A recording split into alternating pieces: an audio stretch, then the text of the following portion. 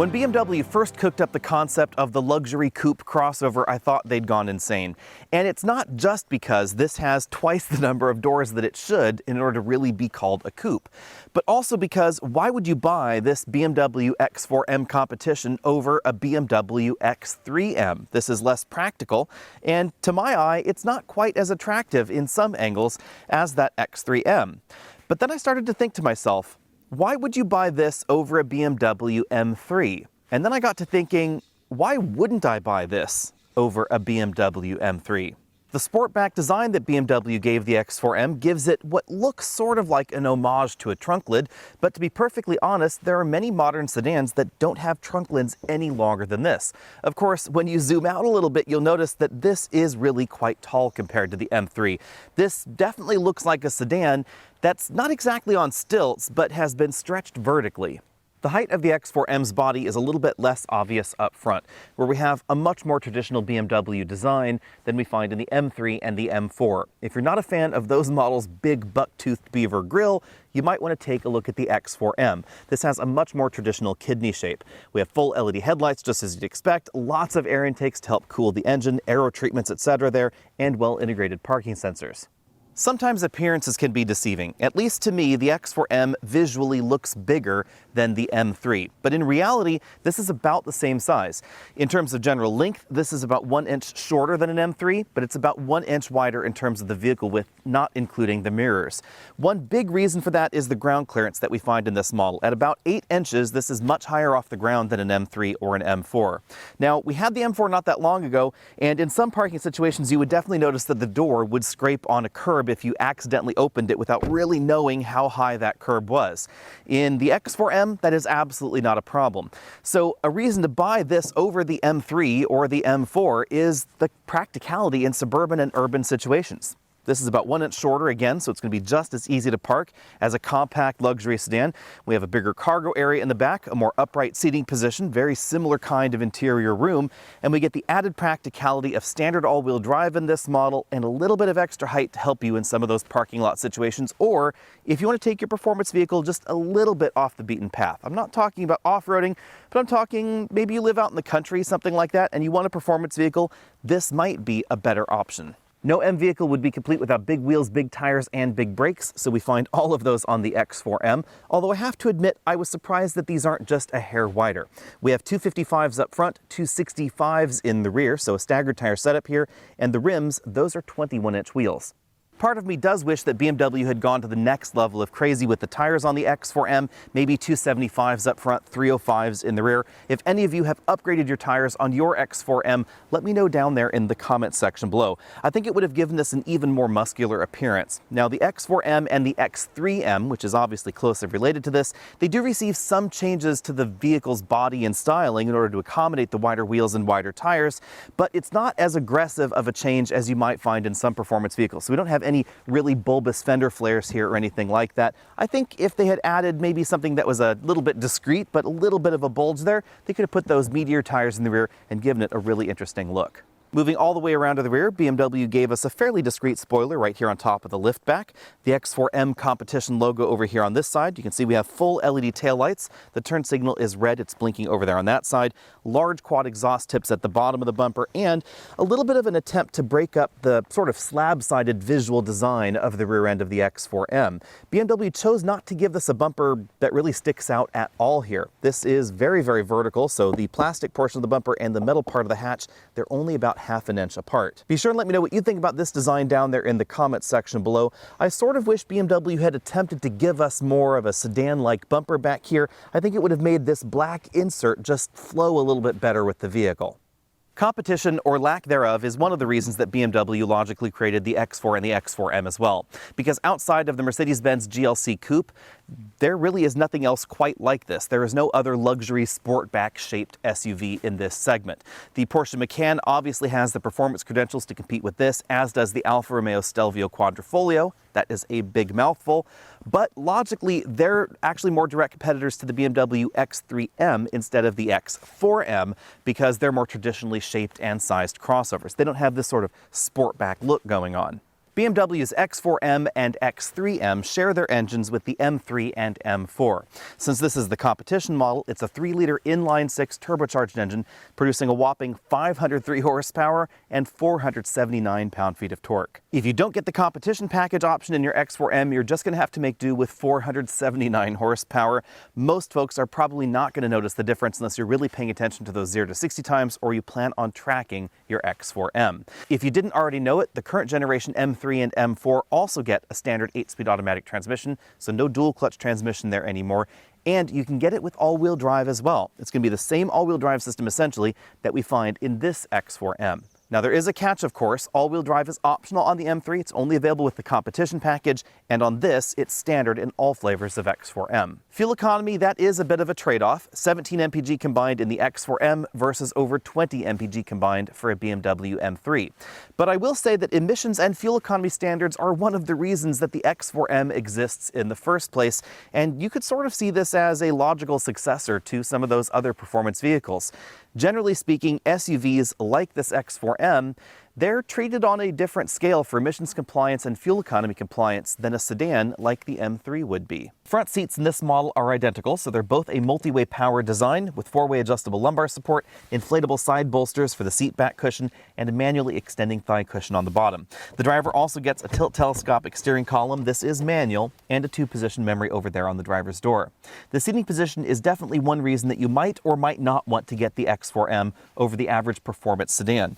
The H-point, which is the location of my hip right there, is certainly more upright and in a slightly different position than we find in the average performance sedan, where you're going to be much closer to the ground and a little bit more of a reclined driving position.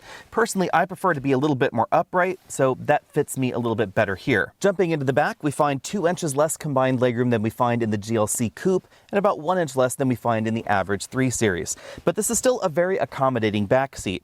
And I would remind you that the way legroom is measured, it doesn't mean that we have a consistent experience across these vehicles. This seat bottom cushion is a little bit higher off the ground, so it's going to be a little bit more comfortable for adults.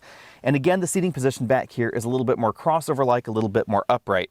This front seat is adjusted for me at 6 feet tall. I have about 3 inches of legroom left, so it would be tricky to put a rear-facing child seat right there, although you could do it probably in the middle. If I scoot all the way over to the right side, this front seat's all the way back in its tracks, and I have maybe half an inch of legroom left. But I could still sit like this for quite a while if I needed to, because the footwell is pretty accommodating. The downside to the X4M, and where things are definitely similar to the 3 Series, is in rear seat headroom. If I try and put my head back here to the headrest, it ends up actually hitting the ceiling first rather than the headrest. Now, for a normal position, sitting for half an hour or so, I think this would be just fine because I would tend to sit in this upright position where my head is not leaning on that headrest. But on a longer car journey, I might want to lean my head back there. Then I would find myself bumping on that hard ceiling panel. Here's a closer look at the shape of the ceiling and the roofline for the rear seat passengers.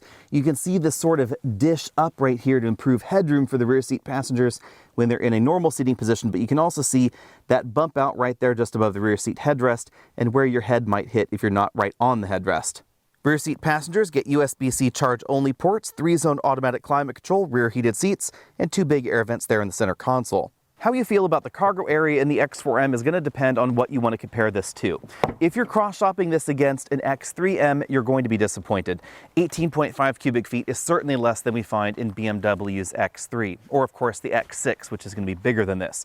If, on the other hand, you're comparing this to an M3 or an M4 or the average performance sedan, then you're going to be really quite pleased because 18.5 cubic feet is certainly more than the 13 cubic feet we find in the M3. Now, versus the X3M, you cannot put a 22-inch roller bag in this position and still expect the hatch to close.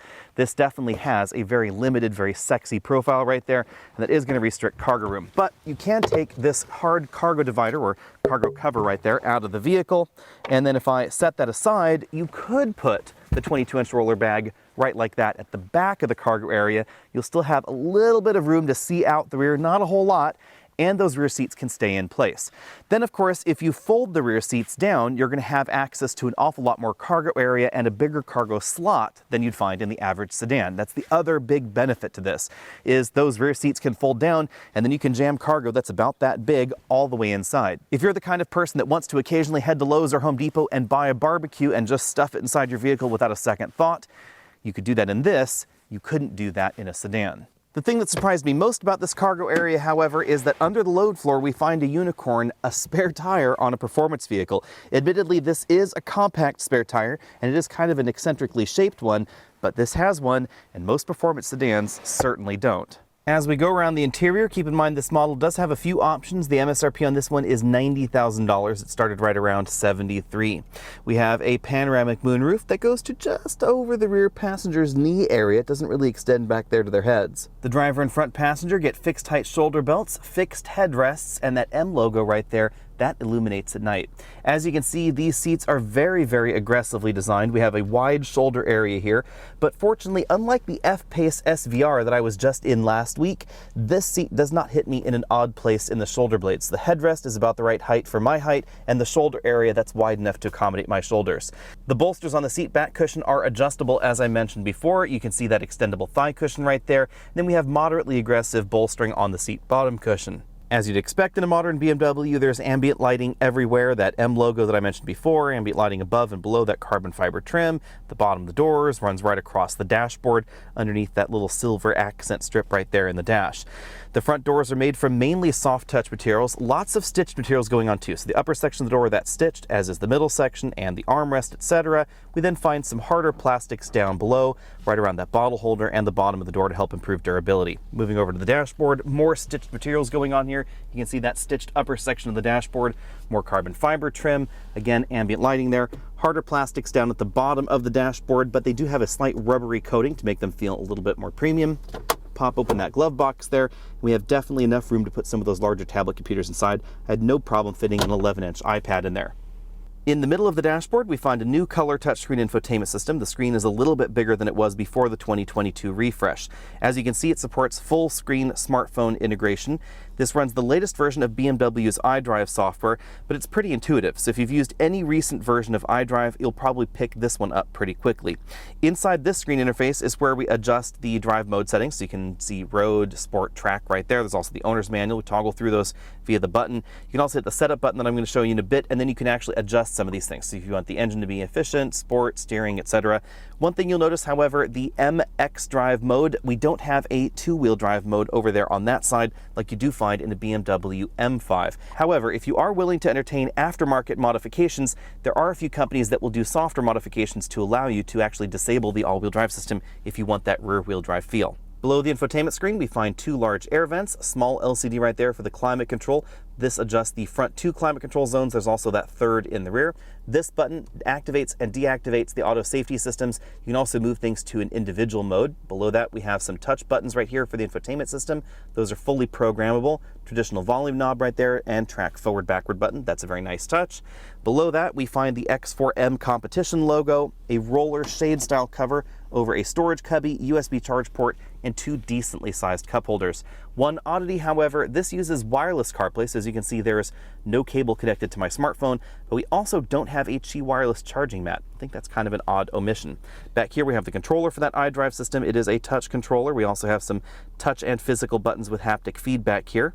If I zoom in close on the module, you notice that as I press the option, the entire button bank moves. That is that physical action there. And then, of course, the entire module also clicks to tell you that it has accepted your command. To the left of that, we have a joystick-style shifter, but it's a little bit different than BMW's typical joystick. Drive is over there. It then returns to the center. Neutral, over to the left, it returns to center. But if I put it in reverse, for some reason, it stays up there in reverse. Park is that button right there, and then we have this little toggle right there next to the park button that lets you adjust basically the severity of the shifts, how rapidly the vehicle and how aggressively the vehicle is shifting. We then over here have a few other buttons. That's traction and stability control, 360-degree camera and parking sensors, auto start stop enable disable, the engine start stop button. These buttons relate to the drive mode. We have the M mode, we can pull those up there. Setup, we then have an active exhaust enable disable button, auto brake hold, electric parking brake, and basically hill descent control since we are in an SUV. Between the front seats, we have a padded center armrest. It opens to reveal a fairly small storage compartment. There's an additional USB charge only port in there. On the driver's side, we have a heads-up display just above the full LCD instrument cluster. The LCD is approximately 12 inches in size. The theme of the display does change based on the drive mode you're in. So if we put it into the M mode there, you'll see that the display changes a little bit. I can then put the vehicle into M1 and M2 mode using the paddles on the shifter that you're going to see in a moment here. but you notice that the display doesn't change quite as much as some of the competition, and it never has a moving map display like we find in some modern Audis. Moving out from there, we find one of my favorite steering wheels. This is a thickly rimmed wheel, has really nice soft leather, no weird perforations or anything like that, so if you're after a really smooth wheel design, this is going to be an excellent option. We have the very typical M stitching here on the inside of the steering wheel, paddle shifters on the back. I do wish these paddle shifters felt a little bit more, I don't know, robust or premium. They have a plasticky feel to them, and they are a little on the small side. We then have the M mode buttons here, M1 and M2. If in M2 mode you have chosen to have the vehicle disable stability control, you have to double click that to engage the mode. Again, that's configurable right there in the iDrive system. On the steering wheel itself, we have controls for the cruise control system. This model does not have adaptive cruise control. It is just regular cruise control with a speed limiter there, button for the heated steering wheel, and then over on this side we have infotainment and navigation Obviously, controls. the first thing you're going to notice out on the road is how wicked fast this vehicle is. I averaged 3.4 seconds 0 to 60 in our 0 to 60 runs. I even got one run that was down at 3.3. Grip is incredible thanks to the all-wheel drive system. And that is the big difference between this and an M3 or the regular M4, because those don't come standard with all-wheel drive. It is available with the competition model on the M3, but it's not standard on that model. And that's the big reason that this is, generally speaking, going to be faster than the M3. If you get the M3 with all-wheel drive, then the 0 to 60 time, they're honestly pretty equal, and it really is just going to depend on how good your launch is as far as that actual 0 to 60 time. This vehicle is wicked fast, but because it is a 3-liter turbocharged engine, you do get a little bit of turbo lag. For some performance shoppers, the X4M's turbo lag is going to be a little bit controversial. I don't mind turbo lag, it's just the flavor of the beast, and it is kind of fun at times, but it is certainly noticeable in the X4M. This has a 3-liter turbocharged engine boosted all the way up to 503 horsepower, and when you take a look under the hood, you will notice absolutely enormous air intakes, and it just takes a while for the turbocharger to spool up and give us that much power. This engine definitely has a very different kind of power delivery to the twin-turbo V8 that we find in the bigger BMW M models, the M5, the X5M, the X6M, etc. But this definitely has a charm to it, and it has that inline-6 sound that is absolutely incredible. You can turn up or down the sound with this little button right here in the center console. You can open or close the exhaust flaps, and you can make this sound more raucous if you want to. Of course, there's a little bit of digital augmented engine noise to help fill things out as well. In my 60 to 0 stopping test, it took 98 feet for this to stop from 60 miles an hour back to 0. That is an incredible distance. For the record, that means that this goes faster 0 to 60 and stops quicker from 60 back to 0 than the last M4 that we tested here at Alex and Autos. And that's one of the reasons that I absolutely love BMW's performance SUVs, is that they're just bat crazy. This much performance just should not happen when you're this high off the ground. Of course, the laws of physics must be obeyed, and with this kind of ground clearance, obviously road holding is not going to be where it is in the M3. As I've said before, I don't have access to a skid pad, but I know people that do. Our friends over at Car and Driver and Motor Trend have clocked the M3 on their skid pad at just over 1G, usually it's 1.02 to 1.03. This comes in 0.97 to 0.98, so we're talking about very close numbers. And I suspect if you were to upgrade these tires yourself, put slightly wider tires, etc., the grippiest tires you could get, you could really approach 1G even in the X4M with this kind of ground clearance. That's what BMW has done with their XM products. They've just made them absolutely insane, valid competitors to performance sedans and performance coupes from not that long ago. More incredible than just the sheer numbers, however, is the way that this feels. This carves corners like there's no tomorrow. It is really telepathic. In fact, very much like the Jaguar F-Pace SVR, pretty hallmark for performance SUVs these days, I would say, it actually requires a little bit of self-adjustment to not try and turn the steering wheel a bit too much, because this tracks so exactly that your instinct to perhaps correct a little bit ends up needing correction. So it takes a while to not wobble the steering wheel around a little bit in the corners, because this goes almost exactly where you intend. I'm now out on our usual gravel road to address the question that so many of you had over at facebook.com/AlexandAutos. Is the ride quality as firm as some people have said? Now, personally, I find the ride quality to be substantially similar to the M3 and the M4, so this is a yes or no question. This is absolutely not as livable as the Jaguar F-Pace SVR. That has a really great suspension tune. It is comfortable when you want it, it's hardcore when you need it. but it is never as hardcore as the X4M or the X3M. So if you are looking truly for something that is going to be really supple on your daily drive or on a rougher road like this, you're going to want to look somewhere else. But in reality, this is all about what you want to compare the X4M to, because you just could not take an M4 or an M3 on those same kind of trails. So the very fact that you could do that in this immediately puts it in a different category. But again, if you're looking for soft, for supple, you're going to want an M5, not an X4M. Out here on this road, I could live with it in sport mode if I had to. I would prefer it in comfort mode. There's not an enormous variation between the modes as far as suspension tuning goes. Even Sport Plus is not as crazy rigid hard as some vehicles out there. But again, there are definitely going to be softer vehicles than this, so that's why it's going to get a C+. Cabin noise is also going to get a C+, because at 50 miles an hour, I measured 73.5 decibels in here, which does make this on the loud side, especially for the luxury segment, but for a compact crossover generally. There are relatively inexpensive crossovers that are certainly going to be quieter than this. I suspect it has to do with not just the tire size and the tire compound, but also a lack of sound deadening probably in the corner areas of the X4M. The Jaguar F-Pace SVR is definitely more muted in the cabin, but that's a recent change for them. Their F-Pace definitely used to be a little bit louder. When it comes to fuel economy, perhaps the less said here, the better. I've been averaging about 15 mpg over a week of mixed driving.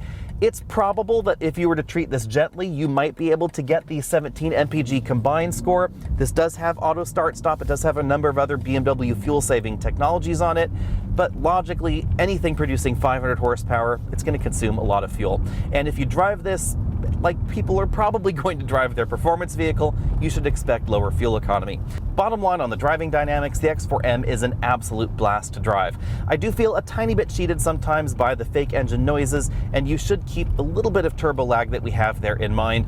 Also, if you are looking for something that's more comfortable as far as suspension tune goes, you might want to look elsewhere. This is going to be substantially similar to the average performance sedan. And I think that makes sense really when you think about the character of the X4M. This really is a high-riding sedan, sport-backy, lift-backy thing for someone that wants the style of a sedan, but a little bit of the practicality of a crossover. And that's exactly what we get in the back. It's sort of business up front, party in the back, and I'm actually just fine with that.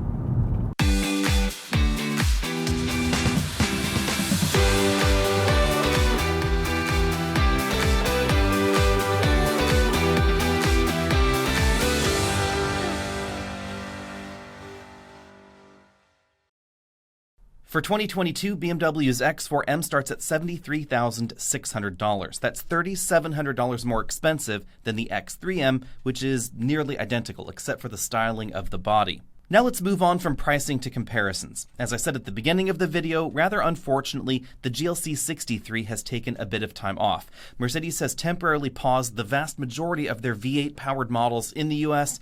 The GLC 63 Coupe is among those models temporarily paused. You cannot configure one at the moment, you cannot order one, but that's likely going to change. We don't know exactly what's going to happen in 2023, but I suspect the GLC 63 is going to come back. For the purposes of this video, let's just pretend at the moment like you can actually buy a GLC 63 in the United States. That GLC 63 has less cargo room, but it's about 5 inches longer in terms of the body length, and that really helps the proportions out in the GLC Coupe. It looks a little bit more sedan-like, I think, than the BMW X4M, which definitely looks a little bit sedan-like, but it has kind of a truncated trunk look. It's a little bit longer, a little bit more of a definite trunk lid-like shape in the GLC, just like it is in the GLE Coupe. Here's the big difference between the Mercedes and the BMW. In the BMW, the transmission still uses a traditional torque converter. In fact, the ZF 8-speed automatic in the BMW is the same basic 8-speed automatic transmission we find in other high-performance vehicles. In the Mercedes lineup, we get basically the same 9-speed automatic transmission we find in less expensive Mercedes models, less powerful Mercedes models, beefed up for the extra power, but importantly, without a torque converter. So instead of having a torque converter to smooth shifts and smooth that power delivery out between the engine and the transmission, they've popped in a clutch pack. And to be perfectly honest, I find the Mercedes MCT transmission to be the worst of both worlds, because you have the relative inefficiencies of a regular automatic transmission design, but now you no longer have the smoothness provided by a torque converter. Instead, you have a clutch pack there. So especially start and stop maneuvers, slow speed, crawl, that sort of thing in the Mercedes transmission, it's just not terribly smooth. And then you still have the fuel economy penalty to deal with. Personally, if I were Mercedes, I would just go with the regular torque converter automatic transmission in these models. Their mission was to try and make it feel sportier, and indeed the shifts are definitely very crisp because we don't have that torque converter anymore, but sometimes they come across as overly harsh, especially for a vehicle like the GLC, which is not going to be as driver-focused, as driver-centric as a C63 might be, or an E63 might be. But I think even in the C63 and E63, the MCT transmission is just a little bit out of place. So it's definitely going to be a smoother experience in the X4M. As far as interior design goes, I think that both vehicles have highs and lows. The important thing to remember with the GLC and with the X4M is that the bulk of the interior was designed for a much less expensive model. The base GLC, the non-coupe version, and the base BMW X3, a lot of the interior components in these vehicles are shared with those particular trims. So obviously you're going to find a few plastics here, a few buttons, a few switches that may not feel as premium as you might want in a $90,000 vehicle or an $80,000 vehicle, but I think that both of these vehicles have relatively equal levels of quality. It's just a where do you want to put your hands. I don't think that the passenger side in the GLC is quite as premium, the way the dashboard is designed and some of the way those components feel. And then there might be some components within easier reach of the driver in the X4M that aren't quite as premium as the ones in the Mercedes. For example, I'm not the biggest fan of the shift paddles in the X4M. I think the ones in the Mercedes-Benz are done just a little bit better, but for the best paddles in this segment, you'd probably want to take a look at something like the Stelvio. The X4M and the X3M are incredibly closely related. They share wheels and tire sizes, they share a lot of interior components, they share a lot of the structure of the vehicle, and of course the engine and transmission as well. But they're not exactly the same size, which is an interesting twist. The X4M manages to be 13 pounds lighter, not a big deal, so performance numbers are going to be essentially identical. The X4 is about 1.5 inches longer in terms of the body length. It's 1.2 inches wider as well, so it does have a slightly different style to it, slightly different feel to it as well. The roofline is an important 2 inches lower, however, and then of course we get that swoopy rear end styling. So obviously you're going to get 30% less cargo room, you're going to get a little bit less rear headroom, and a little bit less front headroom depending on exactly how you want to sit in each of these vehicles. I found myself sitting in a slightly more relaxed position in the X4M. For some reason it just felt a little bit more normal, even though the front seats and the dashboard and pretty much everything in that driver compartment area is practically identical to the X3. As far as performance numbers go, these two vehicles are essentially the same. 0 to 60 times are the same, 60 to 0 stopping distances are the same, and even though we may get a slightly lower curb weight and a slightly lower center of gravity in the X4M, the difference is so small, you're probably not going to notice it out on the road. Which one's right for you will depend on how much you want to pay for your vehicle. The X4M is going to be more expensive. It's about $3,700 more. And of course, how much you want that cargo room and rear seat accommodation. But now let's get back to the controversy at the beginning of the video. X4M versus M3. Is the X4M as good of a performance vehicle as the M3? Let's clear that one up right away. Absolutely not. The M3 is clear and away the superior performance vehicle in general terms. It weighs up to 800 pounds less than the X4M. Even when comparing apples to apples, all-wheel drive M3 competition versus X4M competition, the weight difference is still about 700 pounds. That's pretty big. Obviously, the center of gravity is lower, the ground clearance is lower, the suspension tune is a little bit different, and the M3 has wider tires. All of that plays into the M3 being the better handling vehicle. Again, when you take a look at skid pad numbers, the M3 is over a G. That is definitely a big achievement for BMW in that model. And the X4M, even though it is incredibly good for an SUV, it's still below 1G. And you will notice the difference out on the road. Although for most folks, the biggest difference you're going to notice is simply the added curb weight of the X4M. It's going to feel heavier, it's going to feel less willing to turn in, it's not going to be quite as engaging as an M3. Drive them back to back and you will definitely notice the difference. But on the other hand, the X4M, I think, is more pragmatic than the M3. It has much more cargo area in the back. It has, I think, a more comfortable back seat. Even though it's about $3,500 more expensive, all-wheel drive is standard. And $2,000 to $3,000 is a pretty typical price to pay for all-wheel drive, so you get the added convenience of the Sportback, Liftback, whatever you want to call it, in the X4M, and the all-wheel drive together for about $3,500. The reality is the average M3 owner does not take their vehicle to a track. Now, don't get me wrong, a lot of M3 owners definitely do, but a sizable portion of M3 owners are never going to take their vehicle to a track. Although the M3 is definitely a more performance-oriented machine, I think the X4M is just a better, well-rounded, practical package, especially for people that are buying one vehicle for everything. If this is going to be your do-it-all commuter vehicle, performance vehicle, etc., which a lot of shoppers in this segment are definitely thinking is going to be the case for their brand new car, then the X4M is easier to fit into your life. It's again that kind of performance vehicle that will run rings around previous generation M3s on the track in terms of its grip and handling ability and performance, while simultaneously being able to go to the home improvement store and stuff a lot of stuff in the back, easily accommodate strollers, child seats, that sort of thing, that would be a little bit more tricky in a BMW M3. Now, I have to admit that if I were interested in the absolute performance machine, if I was going to track my vehicle with any regularity or even just occasionally, then I would probably M3. Let me know what you think about that down there in the comments section below. And of course, stay tuned because there are a number of other performance videos coming up soon here at Alex Autos. I'll see all of you later. Be sure and check out the Instagram channel, the Facebook channel, the Twitters, all that other stuff, and I'll see all of you next week.